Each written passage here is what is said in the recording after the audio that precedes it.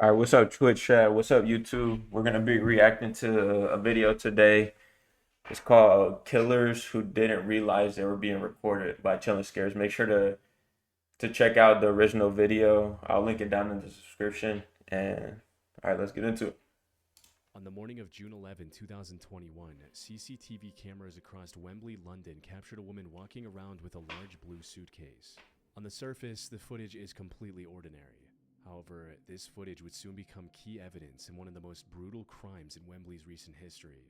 The incident took place the evening of June 11 when the Metropolitan Police received a call from a man in distress. He was a temporary resident at a house on Chaplin Road, and according to him, the owner of the house, a 67-year-old woman who went by Deborah, was missing. Her phone and glasses, the two things she always kept on her, were also still in the house. But what made her absence most concerning was the fact that Deborah had a history of severe mental health struggles. She was diagnosed with schizophrenia, and at one point believed that Prince Charles, along with the country's prime minister, were communicating with her through YouTube. Deborah also had no family. Bro, that's crazy what like age does to people. Like people just start forgetting stuff once they start getting older, and it's kind of like scary. It gets to a point where like, are you gonna remember everything once you get older, kind of thing.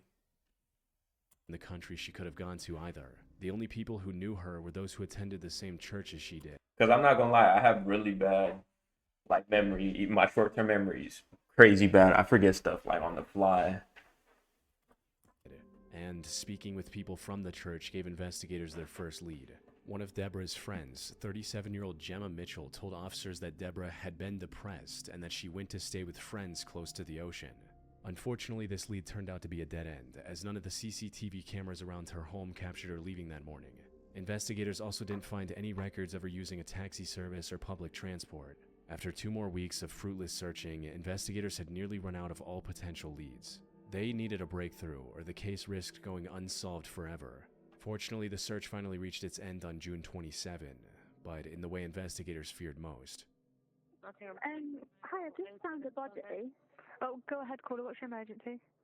I just found a body. Right, okay. A body, is it? Bro, you just come across a body. That's actually crazy. Are they breathing? No, they're dead. They look like they've possibly been there like a few days or something. A hiker discovered the remains of Deborah on a wooden path next to Bennett Road.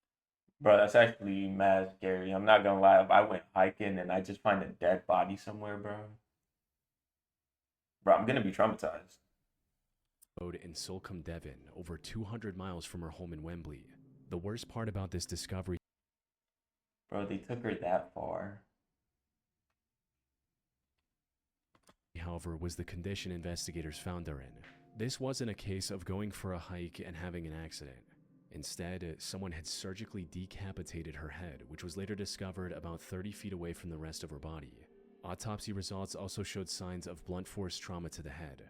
With that, the case shifted from a missing person search to a homicide investigation.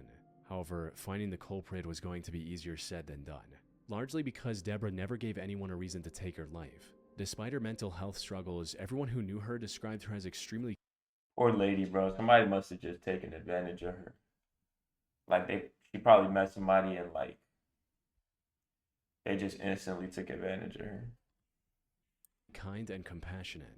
She was even letting the temporary resident who filed the missing person report live with her for free since he couldn't afford to pay rent. But while investigating, Huh? You don't gonna change the title. No, I'll just do it later. Should I make the bed? Chat, I'll cut this part of the video out. Don't worry. Should I make the bed? Sure. Oh no, no, no, no. You're fine. You wanna just push the sheets to the corner? No, it's fine. It's fine. those closest to her, investigators noticed something suspicious about Gemma. CCTV cameras captured Gemma walking toward Deborah's home with a blue suitcase on the morning of June 11. Bro, one thing I will say, like crime is impossible to get away with nowadays. There's cameras everywhere. People have their own like security camera all around their house. They have ring doorbells. It's actually crazy. So like it's basically impossible to get away with crime nowadays. You're just being recorded every single step of the way. And eventually you're gonna get caught. The same day she went missing at around 6:30 a.m. Hours later, the same cameras captured Gemma walking back. I wonder what was her reasoning though. this time with 2 suitcases. She was also struggling more to roll the suitcases, suggesting that, unlike before, they were now heavy. This made Gemma the primary suspect in Deborah's murder, prompting investigators to look into her more closely, which turned out to be the right move. On the 26th of June, CCTV cameras captured her struggling to load the same blue suitcases into the back of a rental car. She then drove to the same road where Deborah's remains were found a day later. This was enough evidence for the police to obtain a warrant and arrest Gemma on July 6. These meals changed everything for me. I'll admit it. I was skeptical about No, I'm ready gonna cut to this eat part meals, out, don't worry. but then I tried.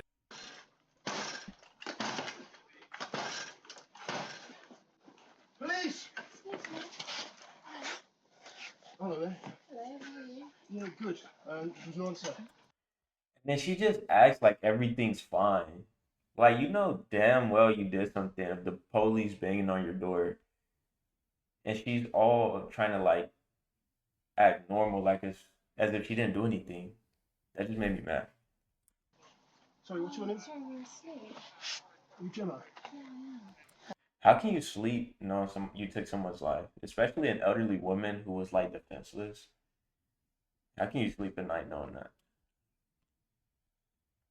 Okay, Gemma, just could you hold a second? Sure, sure. Come on, come on a second. Sorry, can I ask Gemma, do you want to come out? Yeah, sure. Yeah, I just want to see them. Hand just over your hands. All right, Gemma, at this moment, I'm arresting you on suspicion of murder. Gemma didn't even try to plead her innocence and went with the officers without any resistance, almost as if she was already expecting them to some extent. She also remained silent at the station, answering every question with a She cold knew, no bro. comment. But now that she was under She knew arrest, she got authorities caught. were able to search her home, and it wasn't long before everything became clear. You see, Gemma lived with her mother in their home on Bronsbury Park. The house was worth over £4 million, but it was in rough shape. So they hired a contractor and paid him over £230,000 for the renovations. Unfortunately, the contractor ran away with the money, leaving Gemma and her mother with an incomplete Yo. home and no money to fix it.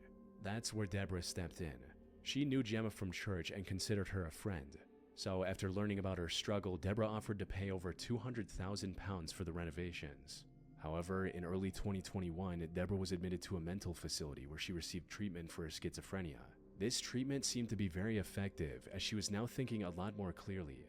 It also resulted in her reconsidering her Bro, she probably didn't want to give her the 200K anymore.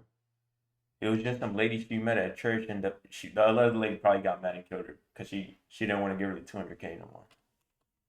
offer to Gemma No, and withdrawing I'm it like completely foreshadowing in early it. June. She instead told Gemma to sell the house and use the money to live a good life. Phone records revealed a message she sent to Gemma on June 8, reading, "Until you sold house, I won't want you to come to me or my house. I'm stressed to the core." However, Gemma did not take this kindly, and on the 11th of June, she went to Deborah's home with the intention of ending her life. After committing the crime, she stuffed Deborah's remains in the suitcase and brought it back home. She literally could have just sold the house, added, still made like $2 million, and could have lived a great life with just $2 million. Like, I don't think y'all understand how much with $1 million, if you put it into the market or like into anything, a high yield savings account, you make like 50K a year off $1 million. That's somebody's salary just for having the money. Bro, she could have lived perfectly fine. She did not have to do this, bro. She deserves everything that she gets. Home, which is why it looked much heavier on the way back, before disposing of her remains in Solcombe 2 weeks later. Her true motive also came to light when investigators discovered a forged will in Gemma's home, naming her and her mother as the sole beneficiaries of. Bro. And she tried to take her life insurance money. That's what a will is, right? Am I tripping, chat? Deborah's entire estate. All of this was more than enough evidence to convict Gemma. Bro, she tried to kill her and take everything from her. She barely knew. She met her at church. Why would she have her in her will? That made no sense. She stood trial on October 2020. Yo, what is this guy's haircut, bro? Bro has a haircut from like the 1700s, bro. And was sentenced This to just caught life me in off prison guard. with a minimum of 34 years behind bars. But she just looks like, bro, I wouldn't trust anybody who looks like that.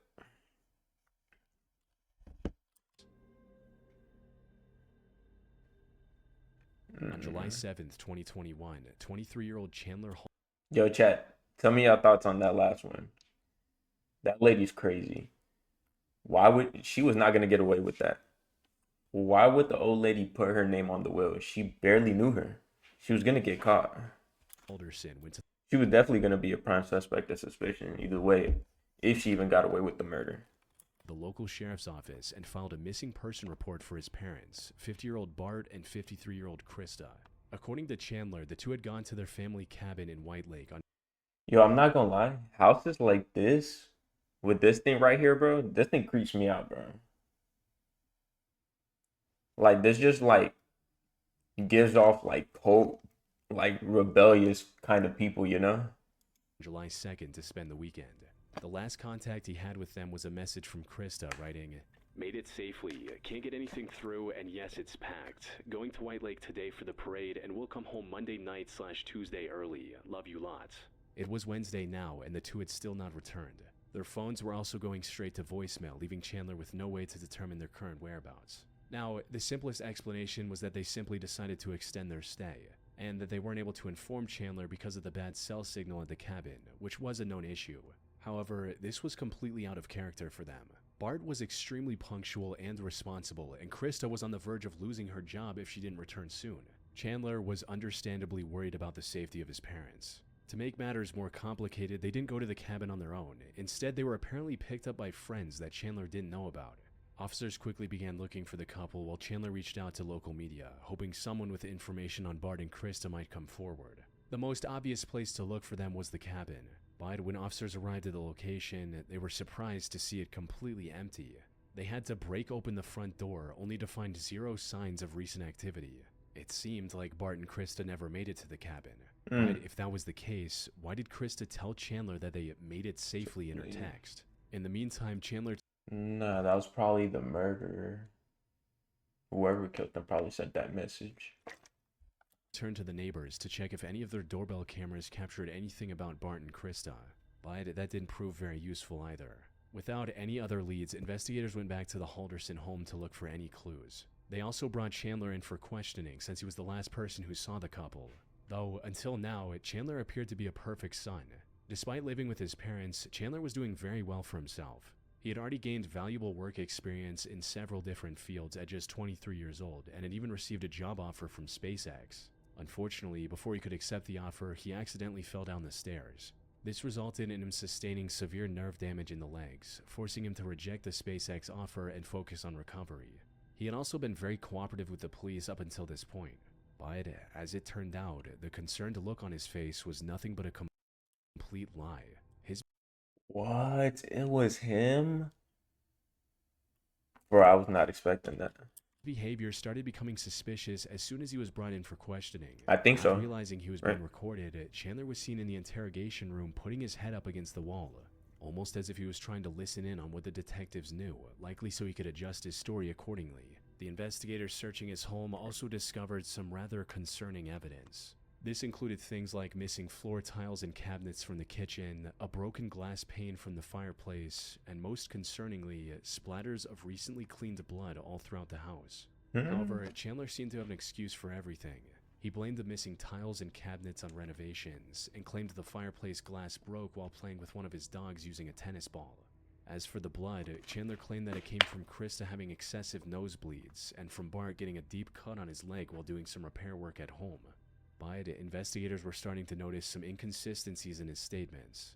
For instance, at one point during the interview, Chandler claimed that he couldn't drive because of his leg injuries. But not long after, he mentioned driving to multiple places to celebrate the 4th of July holiday. However, despite their suspicion, investigators had no proof of any foul play from Chandler. That is, until they received a call from a woman named Cress. She was a family acquaintance of Chandler's girlfriend Catherine, and the two had actually gone to her place for dinner on the 4th of July. According to Cress, Chandler visited her farm in Cottage Grove on July 3rd, asking to use her pool. She said yes and went on with her day. But when she came back to check on him an hour later, he wasn't in the pool. Instead, his car was backed up to a wooded area next to the farm and its trunk was open. Investigators rushed to the location she provided, and not far into the wooded area, they found the dismembered remains of Bart Halderson, wrapped in a tarp and hidden under some foliage. Around the same time, a different group of investigators discovered doorbell camera footage that showed the Halderson home in plain view. According to this footage, Bart and Krista never stepped foot outside on the morning of July 2nd. In other words, the story of the mystery friend. Bro, he loaded them up in the garage, bro. But why? Why would he do that? And he's probably the one who sent the text message to make it seem like it wasn't him, bro. Friends picking them up was a complete lie. But when confronted with this evidence, Chandler stopped talking and asked for a lawyer. Bro, as soon as somebody stops talking and asks for a lawyer, bro, you gotta be somewhat, especially since they have been cooperating since the beginning, bro. Something's up, bro. Something has to be up. You know what happened. We're not gonna tell you what happened. You know what happened. You were there when it happened. Bro's cooked. We're not BSing you, okay? I wasn't there when it happened. Can I? We know more than you think. Then he's gonna want to talk to them. There's people that have told us things. We have evidence. We have proof. More has happened. Okay. So your parents never made it to the cabin, and I think you know that. Yeah. Okay. So you're asking for an attorney. We're not going to ask any more questions. It was him. Go stand up. You want to It was him. Jigga, it was you. Bro. Bro's trying to like. Krista's remains were later discovered in an area near the Wisconsin River as well. Yeah. Fortunately, investigators were able to find enough evidence to piece together exactly what happened between Chandler and his parents and why. They found Bart and Krista's phones inside the house wrapped in aluminum foil to block signals, confirming they never left the home. Shell casings found in the basement also confirmed that he more than likely shot his parents before dismembering and disposing of their remains. But nobody heard the gunshots? Unless bro had a suppressor, bro. But nobody heard the gunshots? CCTV footage from a nearby supermarket caught him buying the tarp he used to transport Bart. However, the worst of what he did was revealed when investigators found tiny bone fragments in his fireplace. You see, at around 3 a.m. He burned them. The night of, a neighbor's doorbell camera captured a strange light coming from the Haldersons' home. It got extremely bright before... Yo, this is crazy how they can tell. How do you know this is the fireplace window? How do you know this is the kitchen door? This is crazy. I'm not gonna lie, all I see is little pixels. We're going out. Put simply, this bright light his neighbor's camera captured came from Chandler trying to cremate his parents. But the fire likely got out of hand and shattered the glass pane, resulting in him abandoning the idea. As for why he committed such a horrific crime, that had to do with his successful career. As it turned out, almost all of it was a lie. He never graduated, never did any jobs he claimed to have done, and thus the offer from SpaceX was a lie as well. Bart apparently found out about it, and instead of facing the consequences of his years-long lie, Chandler decided that it was a better idea to take his parents... Bro, look at this guy, bro. This guy's a loser, bro. Why would you kill your own parents, bro? ...lives instead. He stood trial in January 2022 and was sentenced to life in prison without the possibility of parole. How can you go on living knowing you just lie about your whole life? And then get mad when somebody finds out and end up killing them, especially your parents. Like you were lying to them. Bro, get this guy under the jail. Never let that guy out, bro. That guy's a loser, bro. On the night of December 28, 2016, a home security camera mounted outside a garage in Albuquerque, New Mexico, captured a seemingly bizarre scenario. It showed a hooded figure walk out of the darkness, gently tip over a trash can, and then disappear into the darkness once again. Not long after, the resident of the home noticed the trash can and came to pick it back up before walking back inside. The camera then captured the light from the garage door getting dimmer as it closed. But before it closed all the way, the door seemed to open again with a flashing light illuminating the... No, he's... The dude who tipped over the trash can made it so where like the person inside the home like was alert, so they would went to go pick it up. They followed him in right after. Driveway. This looked quite random at first glance. However, what happened in this footage served as the start to a brutally violent crime that happened in the same house. The story began earlier that night when 54-year-old Don Fluid dropped off his daughter Sienna at his now ex-wife Christine's house. The next day, Sienna called Don's office, asking if he'd come to work that day. Apparently, he called Sienna every night to say goodnight, but he didn't call the night before, which worried her. And something was definitely not right. Don had never missed work without prior notice before. His phone was also ringing, but he wasn't picking up, which was very out of character for him. Many considered him the most upstanding person they knew, and it wasn't like him to ghost others out of nowhere. So, two of his coworkers decided to check up on him at his house that afternoon. However, when they reached the front door, it swung open.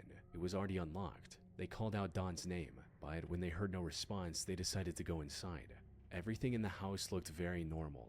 That is, until one of the coworkers went to the garage. There, she spotted a dark red streak on the wall behind the parked truck. She stepped closer to take a better look, only to come across what she was dreading the most. She called 911. I'm telling you, somebody followed him into the garage. I wonder who, bro, imagine it. And first responders rushed to the scene. Sadly, it was already too late for Don. He had several cuts on his body, a deep cut on his neck, and signs of blunt force trauma to his face. By the time his coworkers found him, he had already been dead for several hours. The Albuquerque police immediately launched a murder investigation. However, the only clue they had was this home security footage. It wasn't clear enough to make out the suspect's face, but the footage did suggest the intruder knew Don's habits quite well. He knew his daily routine, and more importantly, he knew Don wouldn't be able to ignore the trash can if it were lying on the ground. It had to have been somebody close to him, bro. Wait, in the beginning, did they say that his daughter was with his wife because they were separated? Imagine it was the ex-wife. Giving him the chance to sneak into the garage while Don picked it back up. This wasn't a random burglar or serial killer who just saw an or the ex-wife's boyfriend that told her, or that told him. Opportunity. It was likely someone close to Don. Unfortunately, figuring out who this person was turned out to be near impossible. The first suspect police questioned was Terry Lee White, Christine's now husband. Given Don's history of an Bro, what did I just say, chat? Bro, am I him? Intense custody battle against Christine and Terry in the past, investigators began to look for any lingering resentment that could have boiled over into violence. However, when questioned, Terry was able to provide alibis for that night that completely checked out. The next two potential suspects were Don's brother Dennis, who didn't have the best relationship with Don, and the landlord Benny Ruiz. But while neither had a strong alibi, there was also no evidence linking the two to the crime scene. With that, the investigation was back at square one. It wasn't until March 31, 2017 that the killer was identified. It turns out the person who led detectives to the truth was none other than Don himself. You see, despite likely getting ambushed by the killer, Don did not go down easy. He fought back and ended up scratching the attacker. This allowed investigators to find foreign DNA under his fingernails and match it against the samples police. Yo, chat, before we find out who the killer was, who do y'all think it was? Y'all think it was the ex-husband, the landlord, or his brother? I'm not gonna lie, I think it was the ex-husband. I meant the now husband of the ex-wife. Had taken from the suspects. More than 3 months after the crime, Don's killer was finally even though he had alibis. My bad for keeping on pausing, but even though he had alibis, I feel like he convinced him to alibi for him. Identified as 51-year-old Terry Lee White. After clocking in at work as a commercial truck driver, Terry went to Don's place and carried out a plan he had likely been thinking over for a very long time. With the home security footage of him sneaking in Don's driveway showing how premeditated is that the wife's now husband, right? Whole thing was. After a brief manhunt, Terry was arrested on April 3rd, 2017 in Arizona. It is him, bro. Look at him, bro. He looks miserable. About 200 miles from Albuquerque. He stood trial in June 2018 for his crime and was sentenced to life in prison without the possibility of parole. Yeah, I'm telling you, his ex-wife told her now husband the thing. It had to have to do something with custody because they had custody battles. And bro got caught, bro. Hey, y'all gotta be safe out there. All right, man. Thank y'all for watching.